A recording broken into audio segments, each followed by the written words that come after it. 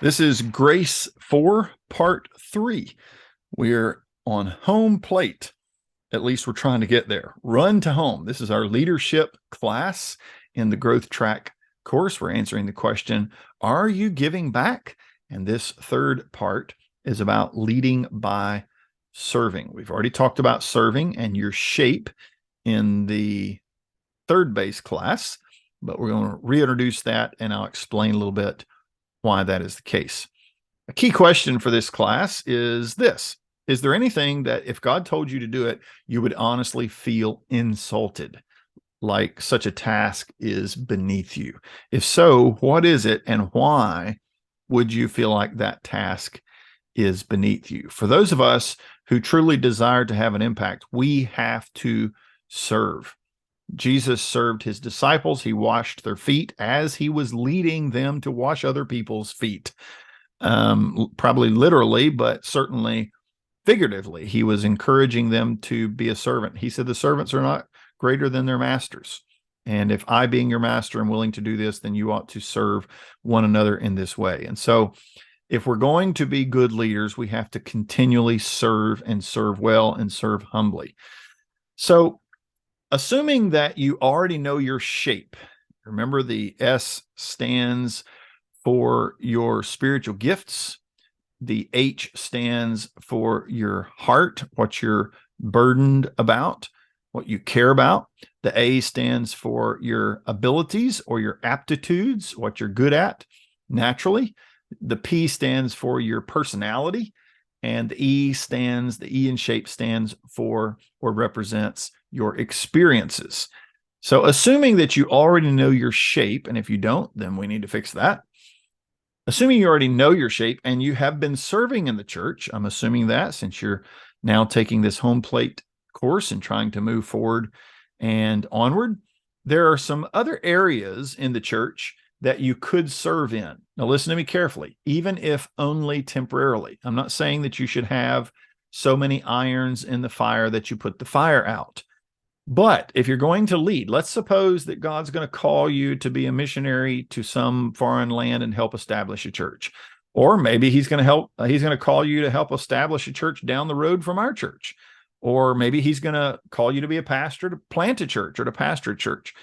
Well, it's important that you know all the different facets of how a church functions. When I used to work in a warehouse, the longer I worked there and the more I worked at different stations and understood different parts of the process, the better I was as a worker, the more I could contribute.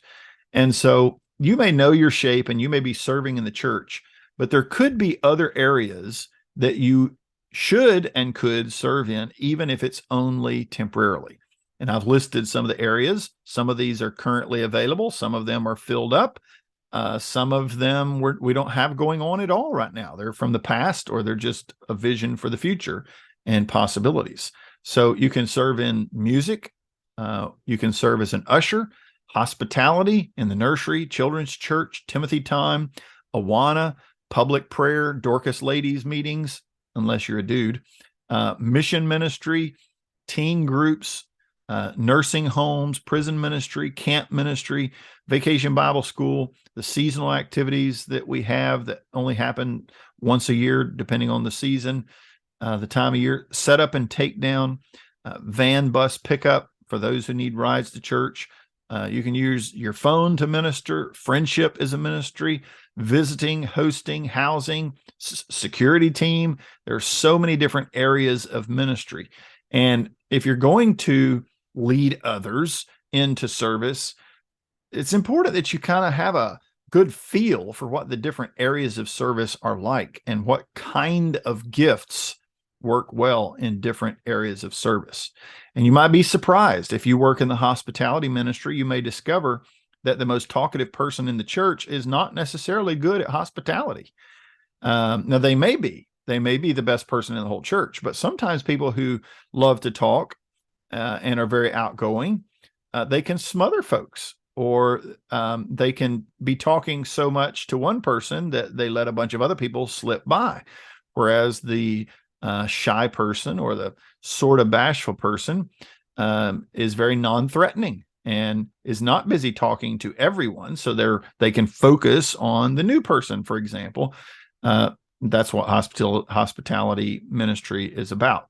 So anyway, be involved in your areas of service, but be willing to step into other areas for your own education's sake and to be a help, of course.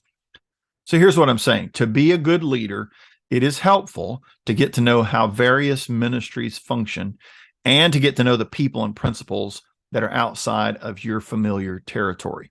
It's also often encouraging to other members of the church when they see their fellow members connecting with their particular area of ministry and burden. So in the food bank, for example, that's not my ministry, but I try to show up every now and then just to communicate to them, hey, this matters. I see what you're doing here. And what a blessing, and to try to be an encouragement to them and to remind them that even though it's not my particular calling or not my particular area of service, I certainly see the value, and I want to encourage them in every way that I can.